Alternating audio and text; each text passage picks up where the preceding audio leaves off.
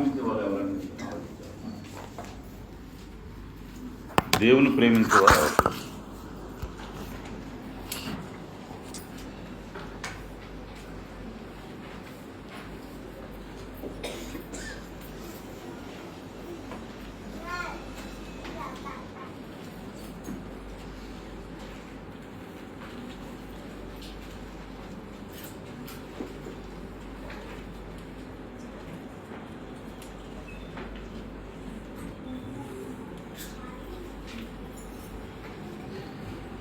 దేవుని ప్రేమించే వారిని కొచ్చినేని బ్రదర్ అందరం దేవుని ప్రేమించే కదా ఆరాధనకు వచ్చామని మనం అంటాం. అందరం దేవుని ప్రేమించేవారు ఎవరు? మన అందరం దేవుని ప్రేమించే కదా ఆరాధనకు వచ్చాం. కానీ దేవుని గ్రంథంలో దేవుని ప్రేమించేవారు ఎవరు అన్నది, ఎవరు దేవుని ప్రేమిస్తున్నారు, వారికి ఎలాంటి మేలులు కలుగుతాయో గ్రంథం మనకి స్పష్టంగా తెలియదు. దేవుడు మనల్ని ప్రేమించి తన ప్రియ కుమారుని బలిగా అర్పించాడు. మనం అడిగామని కాదు, మనం కోరామని కాదు, తనే మనల్ని ప్రేమించి తన ప్రియ కుమారుని మన కోసం భూమి మీదకి పంపించి శరీరధారిగా బతికినన్నాళ్ళు ఎటువంటి పాపం చేయకుండా 33 సంవత్సరాలు బతికి మన పాపాలు క్షమించడానికి బలిగా అర్పించబడ్డాడు క్రీస్తు ప్రభు. మనం ప్రేమించి ఆయన పంపించాడు కాబట్టి, క్రీస్తు బలియాగం ద్వారా మనకి పాప విమోచన కలిగింది కాబట్టి మనం కూడా దేవుని బద్ధులమై ఉన్నాం. మనం దేవుని మన ప్రేమను దేవుడు కోరుతున్నాడు, మనం ప్రేమించాలని కోరుతున్నాడు దేవుడు. కాబట్టి రోమీలకు రాసిన పత్రికలో మనం చూసినట్లయితే 8వ అధ్యాయం 28వ వచనంలో, రోమీలకు రాసిన పత్రిక 8వ అధ్యాయం 28వ వచనం, దేవుని ప్రేమించు వారికి ఆయన సంకల్పం చొప్పున పిలువ. 2 అంశాలు మనం చూడాలి. ఒకటి, దేవుని ప్రేమించేవారు ఎవరు, ఆయన సంకల్పం చొప్పున పిలువబడిన వారు ఎవరు అనే 2 విషయాలు మనం ఇక్కడ ఆలోచించేద్దాం. మొదటగా దేవుని ప్రేమించే వారికి, ఆయన సంకల్పం చొప్పున పిలువబడిన వారికి మేలు కలగటానికే, ఏది జరిగినా మేలు కలగటానికి జరుగుతుంది. ఏది జరిగినా మేలు కలగటానికి జరుగుద్ది. అది మనం ఆలోచించేద్దాం. ఇప్పుడు దేవుడు ప్రేమించేవారు ఎవరు? ఎవరు దేవుని ప్రేమించేవారు? మన అందరం దేవుని ప్రేమించేవారు మేనా? లేకపోతే దేవుని ప్రేమించేవారు అంటే దానికి ఏమైనా ఒక భావం ఉందా? మొదటి యోహాను పత్రికలో, మొదటి యోహాను పత్రిక 5వ అధ్యాయం 3వ వచనం,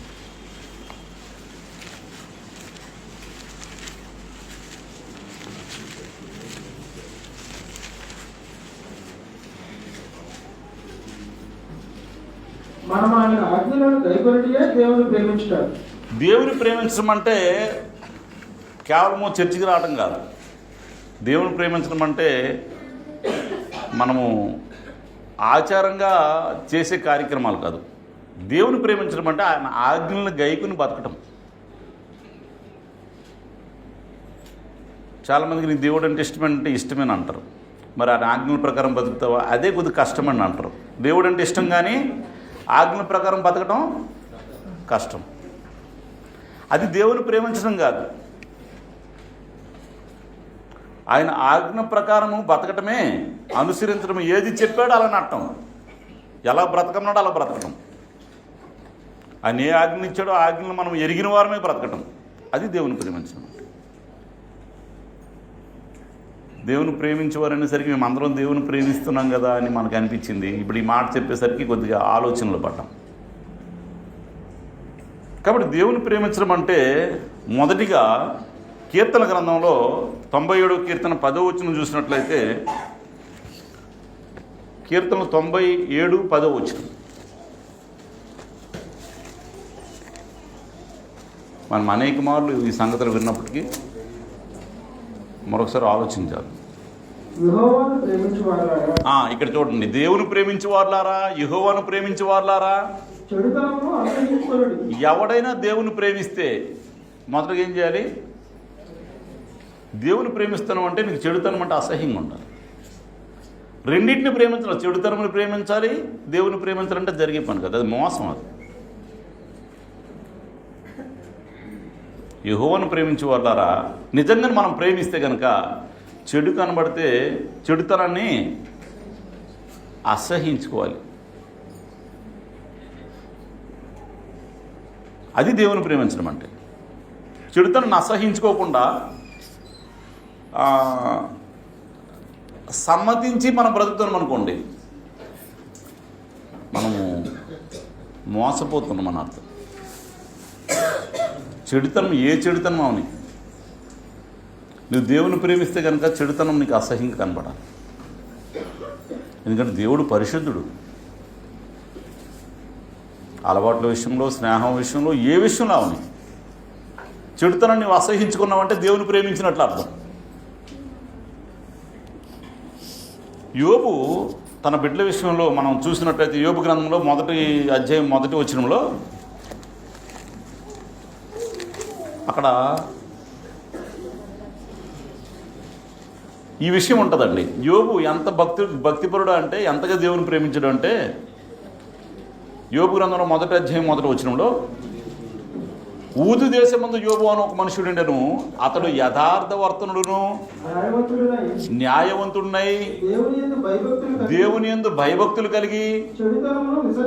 అదండి దేవుని ప్రేమించడం అంటానికి స్టేట్మెంట్ ఏంటంటే, న్యాయవంతుడై యథార్థవంతుడై చెడుతనాన్ని విసర్జించిన వాడు, చెడుతనాన్ని ప్రేమించినాడు కాదు. భయభక్తులు కలిగి ఉంటే దేవుని యెడల మనం చెడంటే ఆటోమేటిక్గా అసహ్యం కలుగుతుంది. చెడుతనాన్ని అసహించుకున్నాడు, అది మనకి బెస్ట్ ఎగ్జాంపుల్. చెడుతనంతోనే జీవితం కొనసాగిస్తే, భక్తి కొనసాగితే, దేవుని ప్రేమించమని చెప్పుకొని చెడుతనంతోనే నా భక్తి కొనసాగితే అది నిజమా అబద్ధం అండి?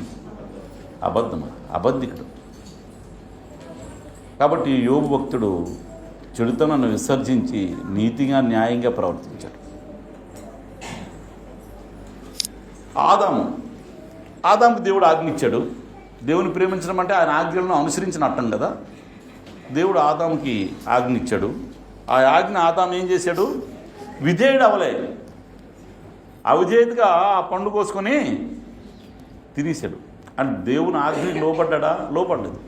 అంటే దేవుని కంటే దేన్నో ప్రేమించాడు. కాబట్టి దేవుని ప్రేమించడం అంటే దేవుని ఆజ్ఞకు బద్ధుడై బతకటం. ఇంకా ఎవరు ప్రలోభ పెట్టినా, ఎవరు చెప్పినా. ఆదాం ఎందుకంటే తిన్నాడు పండు? తను మొదట తినలేదు, కానీ హవ్వ బలవంతం చేసి తిన్నాడు. దేవుని ప్రేమించే వాళ్ళు ఎవరు బలవంతం చేసినా దేవుని పక్షంగా ఉంటారు, దేవుని ప్రేమిస్తూనే ఉంటారు. చెడు కార్యాలు చేయరు, చెడుగా ఆలోచన చేయరు. దేవుని ప్రేమిస్తే దేవుని పక్షంగానే ఉండాలి. నీ భార్యవని, ఇంకొకరవని ఎవరికి ప్రలోభపడరు, ఎవరు ఒత్తిడి చేసినా దానికి లొంగడు. ఎందుకంటే అన్నిటికంటే ఎక్కువగా దేవుని ప్రేమిస్తాడు కాబట్టి.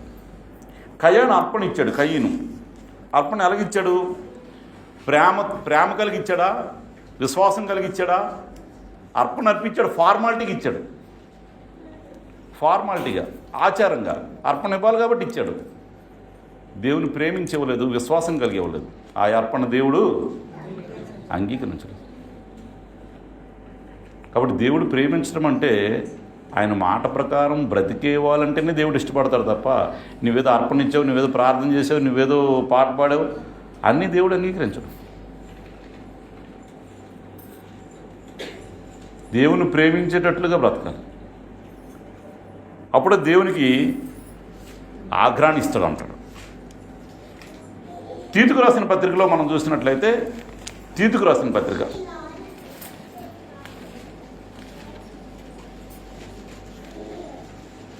1వ అధ్యాయం 16వ వచనం. తీతుకు రాసిన పత్రిక 1వ అధ్యాయం 16వ వచనం. అందరూ దేవుని ఎరుగుదమని చెప్తారండి. దేవుడు మాకు ఎరగరండి, దేవుడు అంటే నాకు ప్రేమ లేదండి చెప్పేవాళ్ళు ఎవరైనా ఉంటారండి? చర్చిలకు వెళ్ళే వాళ్ళు ఎవరినైనా దేవుడు అంటే నాకు చాలా ప్రేమ అండి బ్రదర్, వారు దేవుని ఎరుగుదమని చెప్పుకుందరు. కానీ అదేంటది? దేవుని ఎరిగే వారు అసహ్యులు ఉంటారా? అసహ్యులను, అవిధేయులను, ప్రతి సత్కారము విషయము భ్రష్టులై ఉండి తమ క్రియల వలన ఆయనను ఎరగమన్నట్టున్నారు.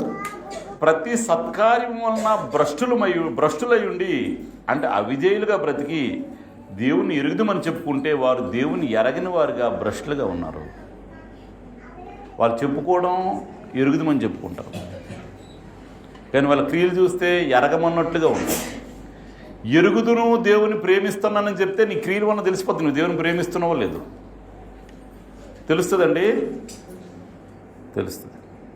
క్రియలను బట్టి తెలుస్తుంది దేవుని ఎరిగిన మనిషా, దేవుని ఎరగని మనిషా. కాబట్టి మన క్రియలు చెప్తే నువ్వు దేవుని ఎరిగావో ఎరగలేదు. దేవుని ఎరుగుదమని చెప్పుకుందరు కానీ అసహ్యులను అంటే చెడుతనం చేసేవాళ్ళు. చెడుతనం చేసేవాళ్ళని దేవుడు ఏం చెప్పాడు? అసహించుకోమన్నాడు. కాబట్టి చెడుతనం జరిగించేవాళ్ళు అసహ్యులు, అవిధేయులు, విధేయత చూపని వారు, ప్రతి సత్కార్యం ఏ మంచి పని చేద్దామని దానికి బ్రేక్ చేసేవాళ్ళు, ప్రతి సత్కార్యం విషయంలో భ్రష్టులై ఉండి వాళ్ళు ఎక్కడుంటారండి? ఏది ఇష్టమో దేవుడికి, ఏది ఇష్టమో దేవుని ఎరిగిన మనుషులు ఎలా బ్రతకాలో ఆలోచన లేకుండా మన మధ్యలో మనతోనే ఉంటారు, కానీ దేవుని ఎరగమన్నట్లుగా ఉంటారు. మరి అడిగితే ఏమంటారు తెలుసా? నాకు దేవుడు అంటే ఎంత ఇష్టమో తెలుసా, నాకు సంఘం కోసం ఏదేం చేసేస్తాను అంటారు. నీ క్రియల్లో చూపించు, మాటల్లో కాదు. వారు పెదవులతో నన్ను ఘనపరుతురు కానీ వారి హృదయం నాకు. ఆ పెదవులతో ఘనపరచడం వేరు, పెదవులతో చెప్పడం వేరు, క్రియలు కలిగి బ్రతకడం వేరు. రెండింటికి చాలా తేడా ఉంది. 100 మాటలు చెప్పచ్చు, ఒక క్రియ చేసేటప్పుడు ఒక క్రియకి ముందుకు రాగలగాలి. 100 మాటలు చెప్పడానికి ఏమో చాలా తేలిక. కాబట్టి ఇక్కడ మన తీతు రాసిన పత్రికలో ఇక్కడే 3వ అధ్యాయంలో 8వ వచనంలో ఏమైనా ఉంటుందంటే, తీతు రాసిన పత్రికలోనే 3వ అధ్యాయం 8వ వచనం, ఈ మాట నమ్మదగింది. నిజంగా దేవుని యందు విశ్వాసం ఉందా నీకు?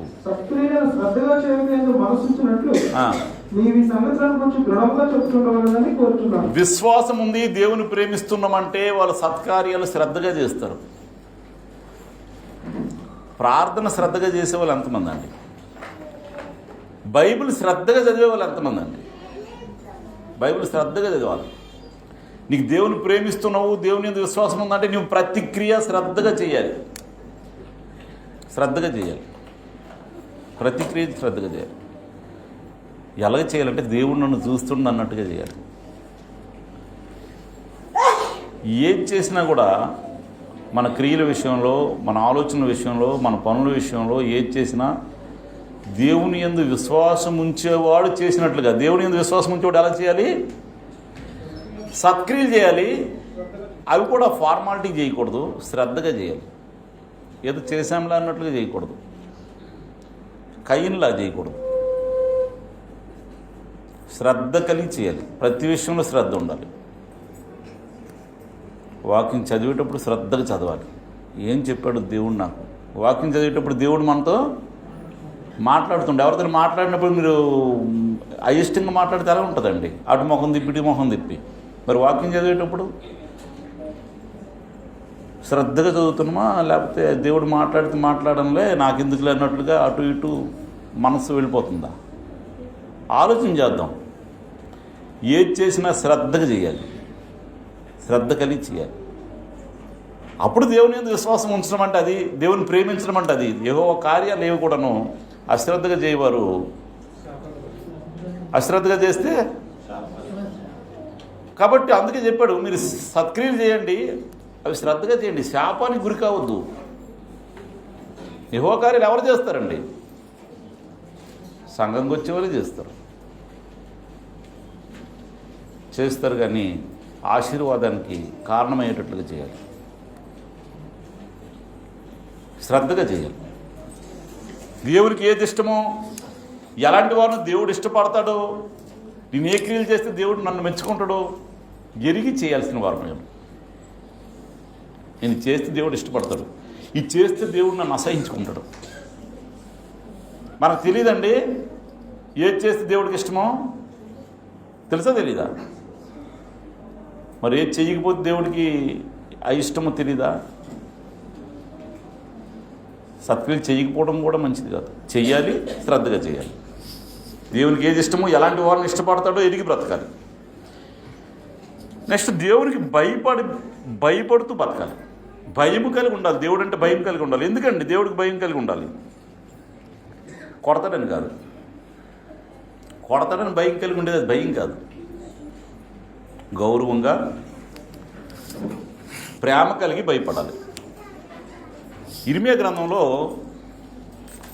ఒక విషయాన్ని మనం చూస్తే, ఇర్మియా గ్రంథం 5వ అధ్యాయం 20వ వచనం. ఇర్మియా గ్రంథం 5వ అధ్యాయం 20వ వచనం. ఇర్మియా యాకోబు వంశస్థులకు ఈ మాట తెలియజేయండి. యాకోబు వంశస్థులకి ఈ మాట తెలియజేయండి. యోధా వంశస్థులకు ఈ సమాచారం చాటించుడి. కన్నులుండియు చూడకయు చెవులుండియు వినకయు ఉన్న కన్నులుండి చూడకయు చెవులుండి వినకయు ఉన్న వివేకము లేని మూడులారా ఈ మాట వినండి. అసలు మీ కన్నులుండి చూసారా మీరు? ఎర్ర సముద్రం పాయలైపోయింది, చూడలేదా మీరు? మీ కళ్ళ ఎదురుగా పాయలు చేసి ఆ పొడి నేలను నడిచి వెళ్ళారు కదా, చూడలేదా?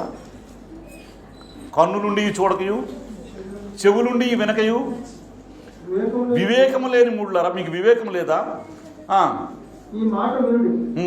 సముద్రము దాటలేకుండానట్లు దాని తరంగములు ఎంత పొలినో అవి ప్రబలలేకయు ఎంత ఘోషించినో దాన్ని దాటలేకయు ఉండినట్లు నిత్య నిర్ణయం చేత దానికి ఇసుకను సరిహద్దుగా నియమించిన నాకు మీరు భయపడరా? మీరు దేవుడు అంటే ఏమనుకుంటున్నారు?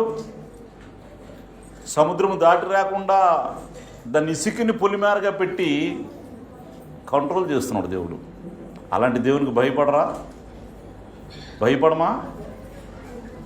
వాళ్ళు కన్ను నుండి చూచారు, సముద్రం పాయలైపోయింది. 40 సంవత్సరాలు వాళ్ళకి అరణ్యంలో ఎంత పోషించాడో ఆ మాత్రం వివేచన లేదా మీకు?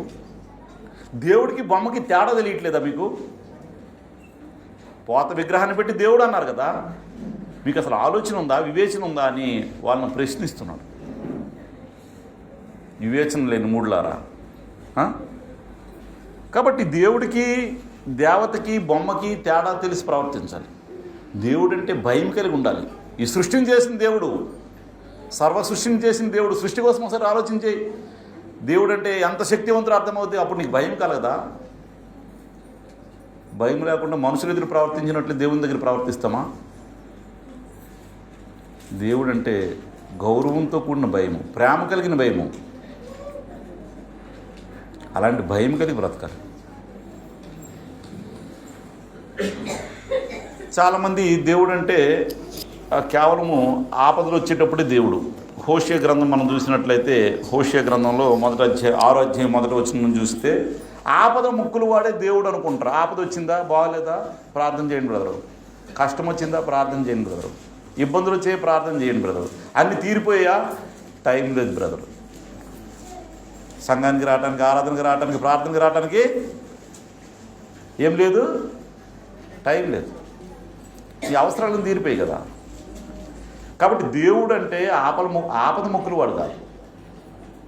నువ్వు ఎల్లప్పుడూ ప్రేమించాలి. నీకు కష్టం వచ్చినా ప్రేమించాలి, నీకు విజయం వచ్చినా ప్రేమించాలి, నీకు మేలు కలిగినా ప్రేమించాలి, నీకు కీడు కలిగినా ప్రేమించాలి, నీకు అనారోగ్యమైన ప్రేమించాలి. ఏ జరిగిన దేవుని ప్రేమిస్తే వాళ్ళకి మేలు కలుగుతుందట. చదవండి. వాళ్ళు అనుకుంటున్నారట, రండి మళ్ళీ మనం యెహోవా దగ్గర. అది నిజంగా అంట కాదు. రండి యెహోవా వైపు మొరలుదాం అంటే ఇంకో వైపు డైవర్ట్ అయ్యారు. ఇప్పుడు యెహోవా వైపు మొరలుదాం రండి. ఆయన అవసరమా చీల్ చేస్తాడు, మళ్ళీ ప్రార్థన చేస్తే స్వస్థపరుస్తాడు. బాగు చేయను, మళ్ళీ బ్రతికిస్తాడు ఆయనే.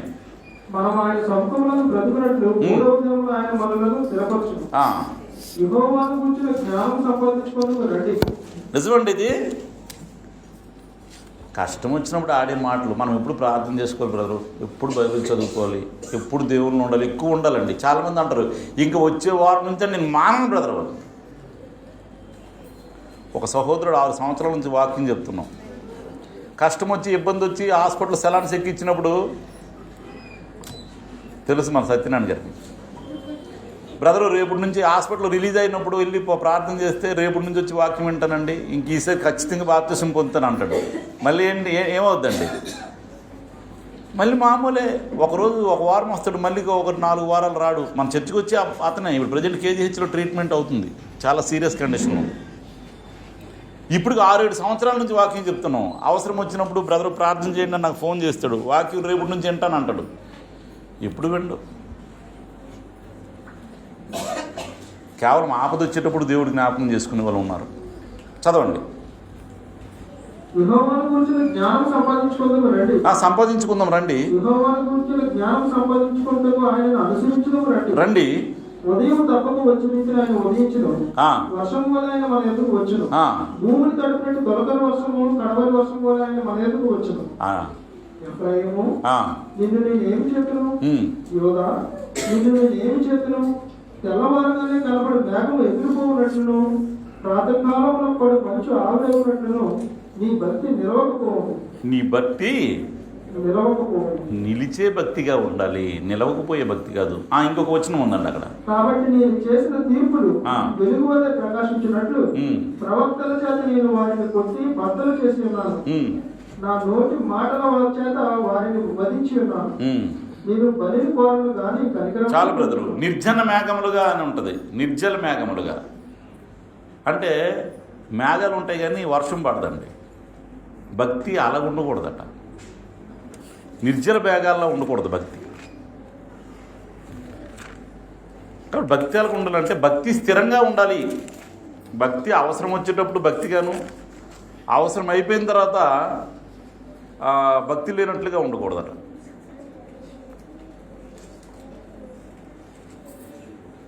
కాబట్టి భక్తి ఎలా ఉండాలంటే భక్తి స్థిరంగా ఉండాలి. భక్తి స్థిరంగా ఉండాలి. కీర్తన గ్రంథంలో ఒక మాట ఉంటుంది, 78వ కీర్తనలో 35వ వచనంలో, హృదయం స్థిరంగా లేదు వాళ్ళకి అంటాడు. హృదయం వారికి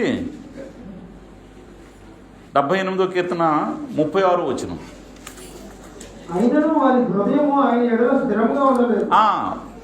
భక్తి ఉంది కానీ స్థిరమైన భక్తి కాదు. ఒక్కొక్కసారి ఒక్కొక్కలాగా ఉంటుంది. నాకేదో బాగా మంచి జరిగింది, మేలు జరిగింది అనుకోండి, అప్పుడు చాలా భక్తికి వెళ్ళాలని ప్రార్థన పెట్టి ఇచ్చేయాలి. లేదు నాకేదో కష్టం వచ్చింది అనుకోండి, కష్టం వస్తే దేవుని దగ్గరికి వచ్చే వాళ్ళు ఉన్నారు, కష్టం అయితే దేవునికి దూరం అయిపోయే వాళ్ళు కూడా ఉన్నారు. అంటే స్థిరం లేదు. స్థిర చిత్తులై ఉండాలి. భక్తి విషయంలో దేవుని ప్రేమించే వాళ్ళు ఎలాగ ఉండాలి? స్థిర చిత్తులై ఉండాలి. చిత్తం స్థిరంగా ఉండాలి. ఎప్పుడు ఒకలాగా ఉండాలి. నీ భక్తి, నీ మాట తీరు, నీ ప్రవర్తన ఎప్పుడు ఒకలాగా ఉండాలి. భక్తి కనపరిచేవారుగా ఉండాలి. వారి హృదయము స్థిరంగా లేదు. వారి నిబంధనని నమ్మకంగా గైకొనాలి. ఎవడు భక్తి అయితే స్థిరంగా ఉంటుందో వాడు ఏం చేస్తాడు? నిబంధనని నమ్మకంగా గైకుంటాడు. ఆ యూదుల కోసం చెప్పేది అదే, మీరు నా నిబంధన మీరు నమ్మకంగా గైకోనలేదు, ఎందుకంటే మీకు భక్తి లేదు, మీ భక్తి స్థిరంగా లేదు. ఆపదలు వచ్చేటప్పుడు మాకు నువ్వే దేవుడు, నువ్వే బతికిస్తావు, నువ్వే ఇచ్చేస్తావు అంటున్నారు. రండి ఆ జ్ఞానం నేర్చుకుందామంటారు. ఆపదలు తీరిపోయాక ఏమంటున్నారు? మళ్ళీ మామూలే, నిర్జన మేఘాలుగా నోటి మాటతో ముఖస్తుతి చేస్తారు. నోటి మాటతో ఎంత ఇష్టమో తెలుసండి మాకు, దేవుణ్ణి ఎంతగా ప్రేమిస్తున్నామో తెలుసా? చిన్నప్పటి నుంచి మా తాతల దగ్గర నుంచి అంటాడు ఒకడు, ప్రేమిస్తున్నావా? నోటి మాటతో వాళ్ళు ముఖస్తుతి చేసిరి. నువ్వు నోటి మాటతో ముఖస్తుతి చేస్తే నువ్వు బొంగుతున్నావు అనమాట, అబద్ధం ఆడుతున్నావు. నువ్వు నిజంగా నేను ప్రేమించినోడు కాదు, కానీ నోటి మాటతో అలాగ జస్ట్ చెప్తున్నావు అన్నమాట. నోటి మాటతో చెప్తున్నావు. వాళ్ళు దేవుని ప్రేమించేవారు కాదు. అందుకే దేవుని ప్రేమించే వారికి అనగా ఆయన సంకల్పం చెప్పిన పిలవబడిన వారికి మేలు కలుగుతుంది అంటున్నాడు. నిజంగా దేవుని ప్రేమిస్తే నీకు ఎంత కష్టం వచ్చినా, ఎంత శ్రమ వచ్చినా నీకు మేలే కలుగుద్ది. అది నీ మేలు కోసం. 2వ దినవృత్తాంతాలు 16:9 మనకు తెలుసు. యెహోవా కనుదృష్టి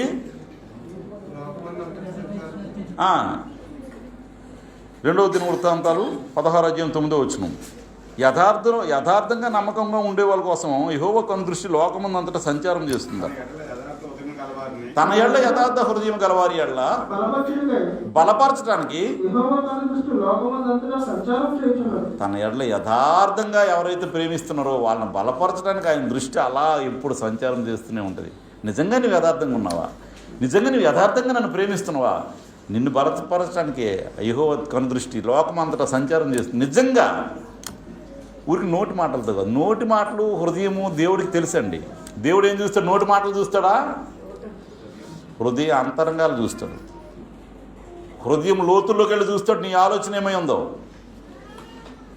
కాబట్టి యథార్థమైన హృదయం కలిగి ఉంటే కనుక దేవుడు అట్టి వారిని బలపరచడానికి ఈ లోకమంతా సంచారం చేస్తూ ఉంటాడు. 119వ కీర్తనలో 67వ వచనం చూసినట్లయితే చదవద్దునండి బ్రదరు. శ్రమ కలగక మునుపు నువ్వు నాకు నీ త్రోవను విడిచి తిని ఇప్పుడు నీ వాక్యము ప్రకారం నడుచున్నాను అంటాడు. శ్రమ కలగక మునుపు నీ వాక్యాన్ని విడిచాను, శ్రమ కలిగింది, ఇప్పుడు నేను నీ వాక్య ప్రకారం నడుచుకున్నాను అంటాడు. శ్రమల్లో ఆస్వాదించే వాళ్ళు కొంతమంది ఉంటారు. శ్రమలను ఆస్వాదించేవాళ్ళు, నష్టమైన అనారోగ్యమైన. ఒక అతనికి బాగా డబ్బు వచ్చింది, దేవుని విడిచిపెట్టేశాడు. ఏదో అనారోగ్యమో యాక్సిడెంట్ ఏదో జరిగింది. జరిగినప్పుడే టక్మని మళ్ళీ దేవుని లైన్లోకి వచ్చేస్తాడండి. ట్రాక్ తప్పాడు, ఇది నాకు దేవుడి వలన నాకు బుద్ధి కలగడానికి జరిగిందని చెప్పి మళ్ళీ ట్రాక్లోకి వచ్చేస్తాడండి. అది దేవుని ప్రేమించే వాళ్ళ లక్షణం. ఒక మనిషికి ఏదైనా హెచ్చింది అనుకోండి, ఏది హెచ్చినా కొద్దిగా గర్వము స్టార్ట్ అవుద్ది హృదయంలో. గర్వం స్టార్ట్ అయినప్పుడు దేవుడు చిన్నది శ్రమిస్తాడు. శ్రమించేటప్పుడు నువ్వు తెలుసుకోవాలి, దేవుని మళ్ళటానికి దేవుడు నాకు అనుగ్రహించింది. శ్రమ వచ్చింది బ్రదరు, ఇంత ఆడే ఉంటాడంటే నాకు ఎంత ఇష్టమో తెలుసు, ఎంత ప్రేమో, నాకేంటి శ్రమ అంటాడు. నీకు శ్రమ వచ్చిందంటే నువ్వు దేవునిలో ఇంకా భయభక్తులు కలిగి బ్రతకటానికి దేవుడు నీకు అనుగ్రహించాడు. అది నీ మేలుకే, అది కీడికేం కాదు, నీ మేలు కోసమే. దానియేలు బబులోనులో ఉండేటప్పుడు అక్కడ ఒక కండిషన్, ఆయన మీద అసూయతో ఒక శాసనం చేపిస్తారు. శాసనం చేపించిన తర్వాత దర్యావేష్కి నీకు తప్ప ఇంకెవరికి కూడా ఒక ప్రార్థన చేయకూడదు, నీకే చేయాలి అని ఒక శాసనం. దానియేలు మీద కక్షతో వాళ్ళకు శాసనం చేపిస్తారు. చేపిస్తే దానియేలు దినమునకు ముమ్మారు కిటికీలు వేసండి, కిటికీలు వేసా తీసా, కిటికీలు తీసి సీక్రెట్గా కాదు, కిటికీలు తీసి దినమునకు ముమ్మారు ప్రార్థన చేశాడు. ఏంటి నీకు అంత భయం లేకపోవడం ఏంటి, అంత ధైర్యం ఏంటి? దేవుని ప్రేమిస్తున్నా నాకు ఏ భయం లేదు. నీ కుతంత్రంతో వాళ్ళు రాజుకి చెప్పారు, దానియేలుని తీసుకెళ్ళి సింహాలు ఆకలితో ఉన్న బోన్లో దానియేలుని వేస్తే ఏం చేయాలండి? సింహంకి ఎప్పుడైనా మాంసం జూలో వేసేటప్పుడు మీరు చూసారండి? ఇలా వేసేటప్పుడు అది కింద పడకుండా వెళ్ళి పట్టుకుంటుంది. దారిలో కింద పడితే తినటం కాదు, అది విసిరేటప్పుడే వెళ్ళి క్యాచ్ చేస్తుంది గాలిలో. దానియేలుని వేశారు. ఆకలితో ఉన్న సింహాలు ఏం చేసేయండి? ఒక దేవత వెళ్ళిందంట, అది నోళ్ళు మూసిందంట, నోళ్ళు మూసుకొని కూర్చున్నాయి. దేవుని ప్రేమిస్తే నీకు ఏ భయం లేదు, నీ మేలుకే అది. అప్పుడు దర్యావేషు ఉదయాన్ని రాత్రి నిద్రపట్టలేదట. ఉదయాన్ని వచ్చాడు, దానియేలు నువ్వు క్షేమమేనా అడుగుతాడు. చదువుదాం అది సందర్భం. దానియేలు గ్రంథం 6వ అధ్యాయం చూసినట్లయితే 6వ అధ్యాయము 20వ వచనం అండి. రాజు గుహ దగ్గరికి వచ్చి దుఃఖస్వరంతో జీవము గల దేవుని సేవకుడు అయిన దానియేలు రక్షించాడా నిన్ను? నువ్వు నన్ను కేర్ చేయకుండా దినమునకు ముమ్మారు ప్రార్థన చేసావు కదా, నీ దేవుడు నిన్ను రక్షించాడా? దానియేలు అంటే అతనికి చాలా అభిమానం, కానీ తన శాసనానికి బదులు కాబట్టి సింహం గుహలో వేయాల్సి వచ్చింది. అప్పుడు దుఃఖస్వరంతో రాజు పిలుస్తున్నాడు దానియేలుని. రాజు చిరకాలం జీవించిన కాక నా దేవుని దృష్టిలో నిర్దోషిగా ఉండాలి. ఎవరి దృష్టిలో? దేవుని దృష్టిలో నిర్దోషిగా నేను బతికితే కనుక నీకు ఏ భయము లేదు, నీకు మేలే. నీకు సింహం గుహలో వేసిన మేలే. చదవండి. ఒక దూతను పంపించి సింహం నాకు ఏ హాని చేయకుండా వాటి నోళ్లను మూయించెను. రాజా, నీ దృష్టికి నేను నేరం చేసేవాడిని కాదు కదా. వాళ్ళు కుతంత్రంలో నా మీద శాసనం చేశారు, నేనే నేరం చేయలేదు కదా, నాకు దేవుడు కాపాడాడు. రాజా, ఒక దూతను పంపించింది, సింహపు నోళ్ళు మూయించాడు రాజా. సింహాలన్నీ గుహలో ఒక మనిషిని వేస్తే నోరు మూసుకుని కూర్చున్నాయట సింహాలు. దేవుని ప్రేమిస్తే నీకు ఎక్కడ ఏ హాని ఉండదు. దానియేలు గ్రంథంలోనే షడ్రకు మేషకు అబేద్నెగోలుని వారు కూడా ఈ విగ్రహానికి నమస్కరించకపోతే మీకు అగ్నిగుండంలో వేస్తామన్నారు. అగ్నిగుండం 7 అంతలు వేడిని చేసి, మా దేవుడు మాకు రక్షింప సమర్థుడు. రక్షింపకపోతే ఏం చేస్తాం? చచ్చిపోతాం. అంటే నీ ప్రాణం కంటే దేవుడిని ఎక్కువగా ప్రేమిస్తే. ఎందుకంటే వాళ్ళు ఎందుకంటే అలాగన్నారు? స్టేట్మెంట్ ఎందుకు ఇచ్చారండి? మా దేవుడు ఈ అగ్నిగుండం నుంచి రక్షింప సమర్థుడు. ఒకరు రక్షించలేదనుకో, రక్షించకపోతే ఏమవుతారు? చచ్చిపోతాం. మా ప్రాణం కంటే మాకు దేవుడిని ఎక్కువ ప్రేమిస్తున్నాం. అందుకే వేసే ఏం పర్లేదు, గాని మేము నమస్కరించాం. వేస్తారా? ముగ్గురిని వేసేస్తే వేసిన వాళ్ళు బూడిదైపోయారు. వేయబడ్డవారు తల వెంట్రుకట అగ్నివాసన కూడా లేదట. అది దేవుని ప్రేమిస్తే కలిగే మేలు.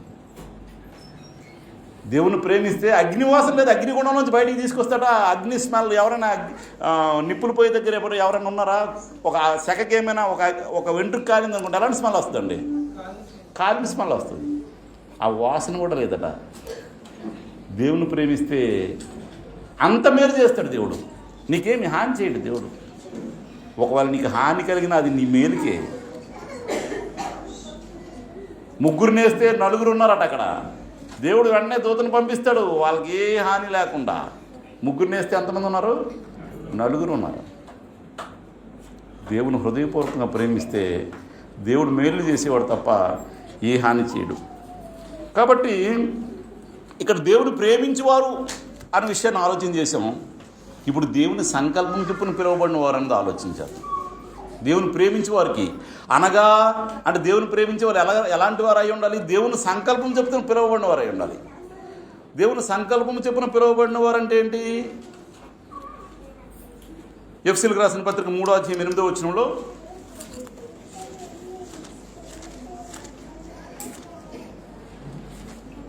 దేవుడు మన ప్రభు అయిన క్రీస్తు యేసునందు చేసిన నిత్య సంకల్పం చొప్పున పరలోకములో ప్రధానులు. నిత్య సంకల్పం ఉంది. నిత్య సంకల్పం ఉంది. దేవుడు మనం పిలటానికి ఊరికినే పిల్లలేదు, ఆయనకు ఒక ప్లాన్ ఉంది. నిత్య సంకల్పం చెప్పున పరలోకములో ప్రధానులను అధికారులకు సంఘము ద్వారా తన యొక్క నానా విధమైన జ్ఞానం ఇప్పుడు తెలియబడవాలని ఉద్దేశించి క్రీస్తు ఐశ్వర్యమును క్రీస్తు ఐశ్వర్యం అన్ని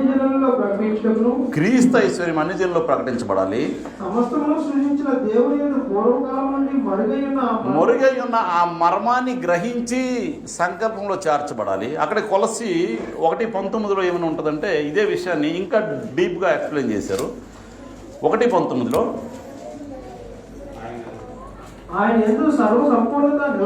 క్రీస్తులో సర్వసంపూర్ణత నివసింపవలననియు ఆయన శిలువ రక్తం చేత సంధి చేసి ఆయన ద్వారా సమస్తమును భూలోకములో ఉన్నవైనను పరలోకంలో ఉన్నవైనను అన్నిటినీ ఆయన ద్వారా సమాధానపరిచి తండ్రి అభీష్టమైంది. అభీష్టం అంటే ఇష్టం కంటే ఎంతో ఇష్టం అంటండి. క్రీస్తునందు పరలోకంలో ఉన్నవి భూమి మీద అందరినీ కలిపి ఏకము చేయాలన్నది తండ్రి యొక్క అభీష్టం అంట. తన దృఢమైన సంకల్పం అంట. అది తండ్రికి ఎంతో ఇష్టమైంది అది. కాబట్టి ఆయన ద్వారా క్రీస్తు ప్రభు ద్వారా మనందరినీ సమకూర్చుకోవడం అన్నది దేవునికి ఇష్టమైన పని. మనందరం ఎలాగుండాలంటే ఒక శరీరంలో అవయవాలుగా. ఎఫెసీయులకు రాసిన పత్రిక 3:6 FC 3:6 ఈ మర్మం ఏదనగా అన్యజనులు సువార్త వలన క్రీస్తు యేసునందు యూదులతో పాటు జూడ్స్ అంటే ఇప్పుడు కూడా స్పెషలేనండి.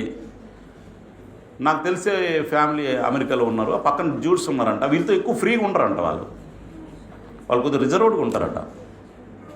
అంత కలిసిపోరట మనలాగా. వేరే వాళ్ళు కలిసిపోయినట్టుగా వాళ్ళు కలవరట. కొద్దిగా స్పెషల్గా ఉంటారు అలాట. మనుషులు కూడా చాలా ఎత్తుగా ఉంటారట. కాబట్టి ఆ యూదులతో పాటు చదవండి. సమాన వారసులను, సమాన వారసులుగా, ఒక శరీరమందు సాటి అవయవములు, ఒక శరీరంలో సాటి అవయవాలుగా, వాగ్దానంలో పాలువారులై ఉన్నారన్నది. వాగ్దానంలో, క్రీస్తు ద్వారా మనకు ఇవ్వబడిన వాగ్దానంలో ఒక శరీరంలో అవయవాలుగా మనందరం కలిసి ఉండాలన్నదంట దేవుని సంకల్పమే ఉంది. మనందరం కలిసి ఉండాలి. ఒకే శరీరంలో అవయవాలు ఎలా ఉంటాయండి? ఈ శరీరంలో అవయవాలు ఇదొక కులము, ఇదొక మతము, ఇదొక భాష, ఇదొక దేశము, ఇలా ఉంటుందండి శరీరంలో అవయవాలు. శరీరంలో అవయవాలు ఎలా ఉండాలంటే కుల, మత, భాష, వైరాగ్యాలు ఏం లేకుండా, ప్రాంత భేదాలు ఏం లేకుండా ఏకమై ఉండాలంట. నువ్వు యూదుడువైన క్రీస్తు సంఘంలో నువ్వు నేను బ్రదరే. నువ్వు గ్రీకు దేశస్తుడువా, ఇక్కడ క్రీస్తు శరీరంలోకి వచ్చావు కాబట్టి ఒక అవయవంగా ఉండాలి. నువ్వు ఒక తండ్రి బిడ్డలు ఎలా ఉంటారండి? క్రీస్తు సంఘంలోకి మనం వచ్చామంటే తండ్రి దేవునికి బిడ్డలుగా వచ్చాం. మనం ఒక శరీరంలో అవయవాలమై ఉన్నాం. మనందరం ఎలా ఉండాలి? ఒకటై ఉండాలి. కానీ ఇప్పుడు సంఘాల్లో కూడా ఆ వాసనలు వస్తూనే ఉన్నాయి. ఒక డిపార్ట్మెంట్ అనుకోండి, స్టీల్ ప్లాంట్ అనుకోండి, మా నలుగురు ఒకటండి అలా. లేకపోతే ఏదైనా ఇంకోటి అనుకోండి, ఏదో ఒక వర్గం అనుకోండి, ఒక కులం అనుకోండి, అది ఆ వాసన సంఘాల్లో ఉండకూడదు. చాలా చోట్ల అది ఉందండి. ఒక చోట మేము వెళ్తే ఉదయకాలంలో ఒక కులస్తులు ఆరాధన చేసుకుని వెళ్తే మధ్యాహ్నం నుంచి ఇంకో కులస్తులు ఆరాధన చేసుకుంటాడు. మేము వెళ్ళి చూసాము, అమ్మ ఇక్కడ ఏంటి సంఘం ఉందంటే అది ఉదయం వేరే వాళ్ళదండి, ఇప్పుడు మాదండి. బిల్డింగ్ ఒకటే, షెడ్. మేము అమలాపురం వెళ్ళేటప్పుడు దారిలో మాకు కనిపించింది. ఉదయకాలంలో వేరే కులస్తులు అంటే మధ్యాహ్నం నుంచి వేరే కులస్తులట. అది ఉంటుంది సంఘాల్లో. దేవుని ప్రేమించిన వారా, ఆయన సంకల్పం చెప్పుకుని పిలువబడిన వారా, దేవుడిచ్చే మేలు అనుభవించేవారా వాళ్ళు? ఆ వాసన సంఘాల్లో ఉండకూడదు. కాబట్టి దేవుని ప్రేమించేవారంటే ఆయన సంకల్పం ప్రకారం కనబడిన వారు. యాకోబు పత్రికలో ఉంటుంది కదా, 1వ అధ్యాయం 18వ వచనంలో ఆయన వాక్యం వలన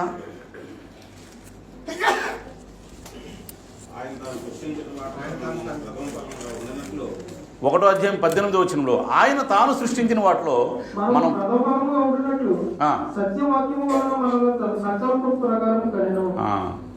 సత్యవాక్యం వలన ఆయన సంకల్పం ప్రకారంగా కనబడిన ప్రతి ఒక్కరము ఒకే తండ్రి బిడ్డలుగా, ఒకే శరీరంలో అవయవాలుగా. అపవాది మోసగిస్తాడండి. ఏ సంఘం అయితే ఏంటండి, ఏ ఆరాధన అయితే ఏంటండి, ఎలాగోలాగా మీరు వెళ్ళండి ఆశీర్వాదం పొందుతారని చెప్పి అపవాది మోసగిస్తాడు. ఆ మోసంలో మనం కూడా పడిపోతున్నాం. మేము ఏదో సంఘం ఏదైతే ఏముంది ఎలాగోలా కానివ్వండి. కాబట్టి దేవుని సంకల్పం ఒకటి ఉన్నదని ఎరిగి ఆ సంకల్ప ప్రకారంగా మనము ఆలోచన చేసి మనకు మేలు కలిగే విధంగా మనం ప్రవర్తించాలి. దేవుడు ఒకప్పుడు మనం దేవుడు లేనివారం. ధర్మశాస్త్రం అనే గోడ కూల్చవేయటం ద్వారా FC 2:11 ఉంటుంది ఆ విషయం. చాలా చదవద్దు. ధర్మశాస్త్రం అనే గోడని క్రీస్తు ప్రభు తీసివేసి మన ఉభయుల్ని ఏకం చేశాడు. వాళ్ళు యూదులంటే ఒకప్పుడు గొప్పలు, అసలు దేవుడు లేనివారం మనం, దేవుడు ఎరగని వారం మనం. అలాంటి మనల్ని దేవుని చేత ఎరగబడిన వాడిగా మనం చేశాడు. కాబట్టి ఎరగబడిన మనము దేవుడు మనల్ని ప్రేమించి మనకింత యోగ్యత ఇస్తే మనం దేవుని ప్రేమించేవారుగా ఉండాలా లేదా? ఏ భేదాలు ఉండకూడదు. మనం అందరు క్రీస్తు ఒకే శరీరంలో. భేదాలు ఉన్నాయంటే శరీరంలో దాని అర్థం ఏంటండి? అది హెల్దీ శరీరమేనా, అవిటి శరీరమా? అవిటి శరీరంగా మనం ఉండకూడదు. కాబట్టి నీ స్థితిని బట్టి ఇంకొకరిని గౌరవిస్తూ, వాళ్ళ స్థితిని బట్టి ఇంకొకరిని ప్రేమిస్తూ అందరం కలిపి ఒక శరీరంలో అవయవాలుగా మనము ఒకరినొకరిని ప్రేమించబద్ధులమై ఉన్నామంటున్నాడు దేవుని వాక్యం. ఒకరినొకరు ప్రేమించుకోవాలి. దీనిలో ఏ భేదం ఉండకూడదు. ఉంది అంటే మనం దేవుని ప్రేమించే వాళ్ళు లెక్కలో లేమని అర్థం.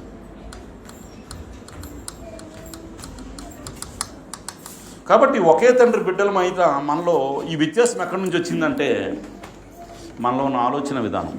నేను నిజంగా దేవుని ప్రేమిస్తే దేవుని వల్ల నేను మేలు పొందాలి అనుకుంటే కనుక నా ఆలోచన విధానాన్ని నేను మార్చుకోవాలి. రోమీయులకు రాసిన పత్రిక 8:31 ఏమైనా ఉంటుంది, దేవుడు మన పక్షంగా ఉండగా మనకి విరోధి ఎవడు? అసలు దేవుడు మన పక్షంగా ఉండగా దేవుడు నిన్ను ప్రేమిస్తే దేవుడు నిన్ను ప్రేమిస్తే నీవు దేవుడిని ప్రేమిస్తే ఇంక విరోధి ఎవడు? విరోధులు ఎవరు? చాలండి, మనకు ఎవరు విరోధులు లేదండి. కానీ మనం ఒక పని చేయాలి.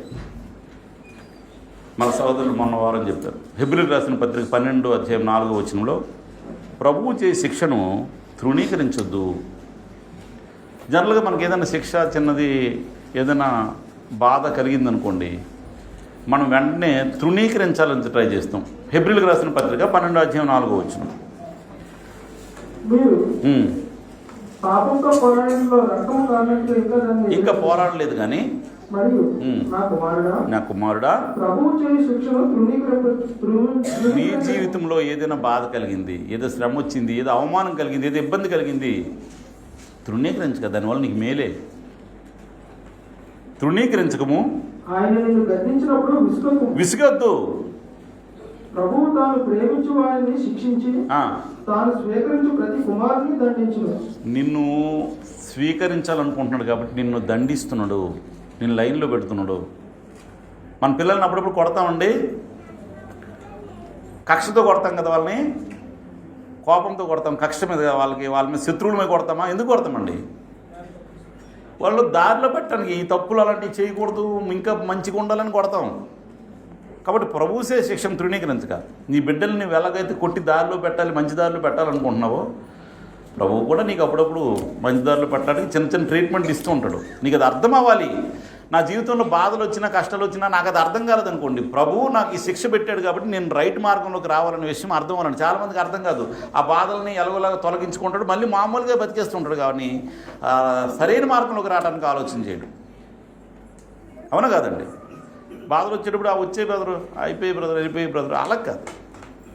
నిన్ను శిక్షణలో పెట్టడానికి దేవుడు నీకు అది ఒక అవకాశం నీ జీవితంలో.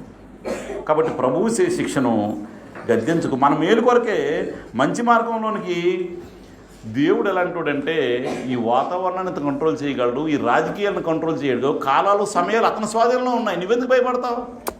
కాలములు సమయములు రాజులను మార్చువాడు ఆయన. అంటే రాజకీయాలన్నీ ఆయన చేతిలో ఉన్నాయి. మార్చాలంటే మార్చేస్తాడు ఎవరినైనా.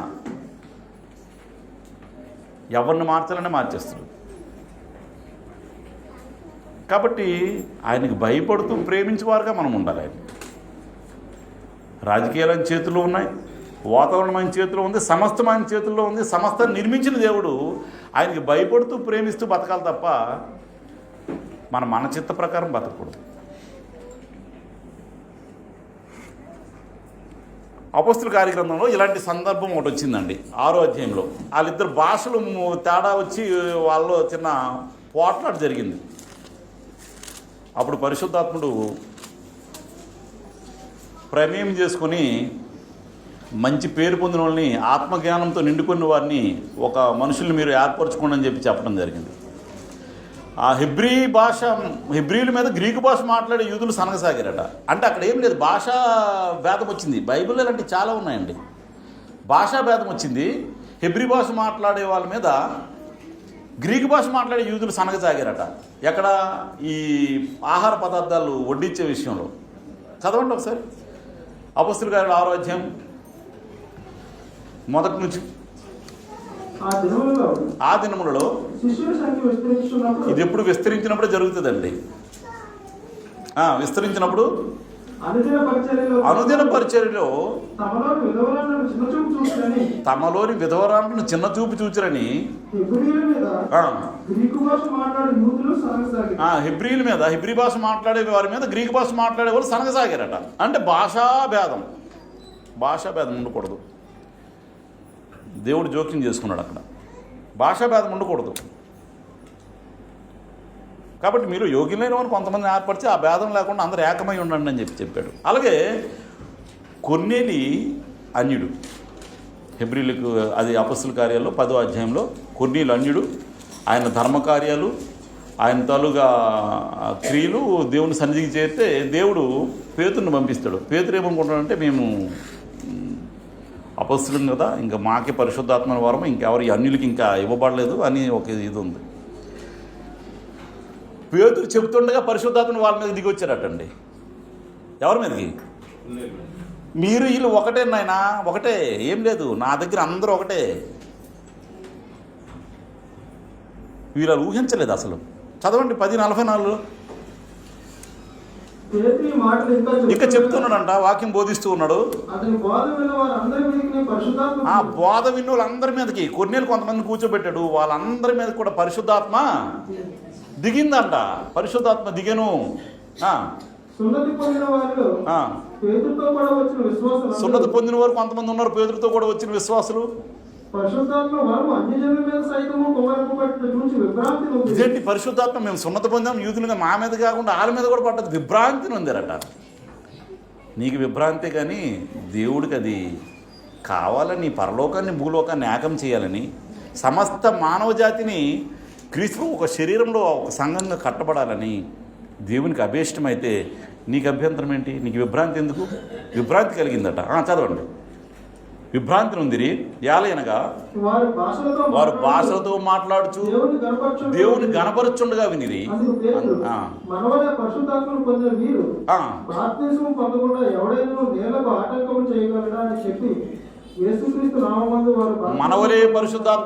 వీరు బాప్తిసం పొందకుండా ఎవడైనా నీళ్ళకి ఆటంకం చేయగలడా? దేవుని కార్యాలకు ఎవడు ఆటంకం చేయలేడు. యేసుక్రీస్తు నామమందు వారు బాప్తిసం పొందవాలని ఆజ్ఞాపించును. చాలండి. కాబట్టి ఇక్కడ ఏమొచ్చిందంటే జాతి భేదం వచ్చింది, భాషా భేదం వచ్చింది.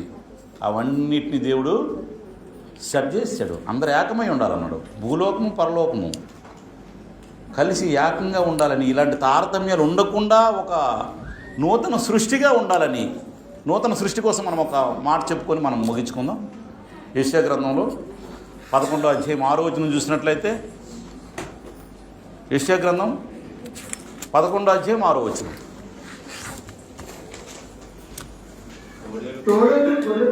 నూతన సృష్టిలో నువ్వు ముందు తోడేలువా?